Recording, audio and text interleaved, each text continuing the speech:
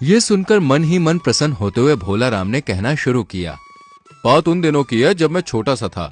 एक बार हमारे गांव में बिल्कुल भी बारिश नहीं हुई, तो गांव के सब लोग परेशान होकर मेरे दादाजी के पास आए और उनसे कहा कि किसी तरह गांव में बारिश करवाइए। मेरे दादाजी के पास एक बहुत लंबा बांस था।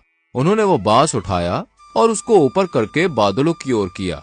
दादाजी ने बांस से कई बार बादलों को हिलाया। ऐसा करते ही बारिश होने लगी। कहो भवानी, मेरी कहानी कैसी लगी? तुम्हारी कहानी तो बिल्कुल सच्ची है। मैं मानता हूँ कि तुम्हारे दादाजी के पास आकाश को छूने वाला बांस होगा। ये तो बड़ा चालाक है, मेरी झूठी बात को भी सच कह रहा है। भवानी, अब तुम कोई कहानी सुनाओ। मैं कहानी सुनाने को तैयार हूँ, पर मेरी भी वही शर्त है जो तुम्हारी थी। एक बात और, तुम्हें एक कसम खानी होगी कि तुम अपनी बात से टलोगे नहीं। बोलो, मंजूर है? हम दोनों देवी माँ के उपासक हैं, इसलिए उसकी कसम खाकर कहते हैं कि हम अपनी बात पर अटल रहेंगे। आज से 5 दिन पहले की बात है। मेरी पत्नी का मेरी माँ से किसी बात पर झगड़ा हो गया। उस समय मैं वहाँ पर नहीं था। मेरी पत्नी मेरी अनुपस्थिति में लड़ झगड़ कर घर से चली आई। मैं उसी को ढूंढने घर से निकला था। तुम्हारे यहाँ आकर मेरी तलाश पूरी हो गई और मेरी रूठी हुई पत्नी मुझे यहाँ मिल गई। क्या तुम्हारी पत्नी? और यहाँ पर कौन है तुम्हारी पत्नी? मेरी पत्नी कजरी है, और कौन होती? कहो, मेरी कहानी सच्ची है या झूठी? हम दोनों आपस में सलाह करके तुम्हारी बात का जवाब देते हैं। लालू राम और भोला राम उठकर कमरे से बाहर आए। भैया, ये तो हमारा भी ताव निकला।